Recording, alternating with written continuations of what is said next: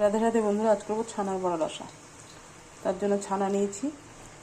এটা জল ছাড়া ছানা। জল ছাড়া ছানা যদি না পাও তাহলে তোমরা একটা কাপড়ে চেপে জলটা ঝরিয়ে নেবে।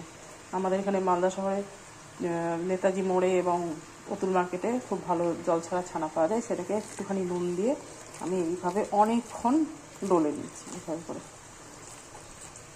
ডলে নিতে হবে, ঠিক এই জায়গাটা দিয়ে, চেটোর এই জায়গাটা দিয়ে, হাতের চেটো দিয়ে ডলে নিতে হবে। খুব সুন্দর করে বানিয়ে নিতে হবে। বন্ধুরা, তেলটা খুব ভালো করে গরম হয়ে গেছে। এইবারে ছোট ছোট বলের আকারে আমি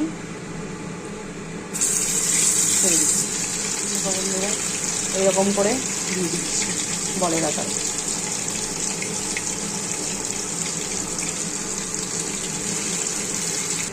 বন্ধুরা দেখো কত সুন্দর কালার হয়েছে।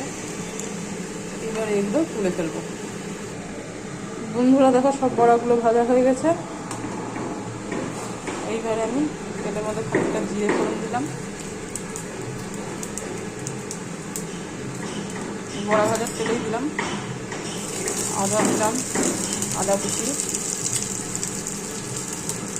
ক্যাপসিকাম কুচি, এরপরে টমেটো কুচিগুলো দিয়ে দিলাম। দেখো বন্ধুরা, টমেটোটা ভাজা ভাজা হয়ে গেছে এবং টমেটোর যে কাঁচা গন্ধ সেটা চলে গেছে। এই সময় আমি একটা বাটিতে কিছু মশলা রেডি করে রেখেছিলাম। হলুদ গুঁড়ো, লঙ্কা কুচি, জিরে গুঁড়ো, ধনে গুঁড়ো, সেটা লবণ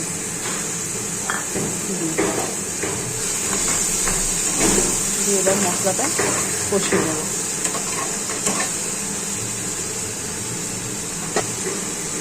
মশলার বাটি ধোয়া জলটাও দিয়ে দিচ্ছি।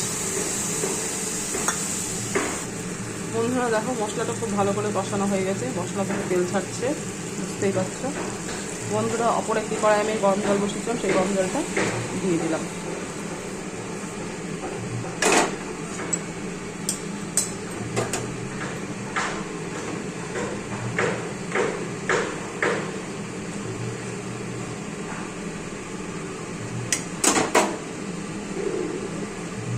এরপরে কিছুক্ষণ ফুটতে দেবো। বন্ধুরা দেখো ঝোলটা খুব ভালোভাবে ফুটে উঠেছে। আমি পাতলা করে ঝোলটা করেছি, কেননা পরে যখন বড়াটা দিব তখন বড়াতে কিছুটা ঝোল টেনে যাবে, দিয়ে একটা গ্রেভিটা সুন্দর গাঢ়ত্ব এসে যাবে। বড়াগুলো সব ছেড়ে দিচ্ছি।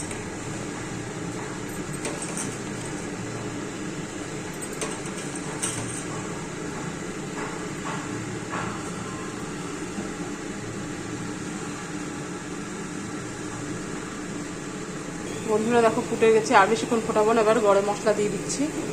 এটা ঠান্ডা হলে বেশ জমে যাবে, সুন্দর হয়েছে। এই পর্যায়ে নামাতে হবে, কারণ রসগুলো সব ঢুকে যাবে, গিয়ে গাঢ় হয়ে যাবে।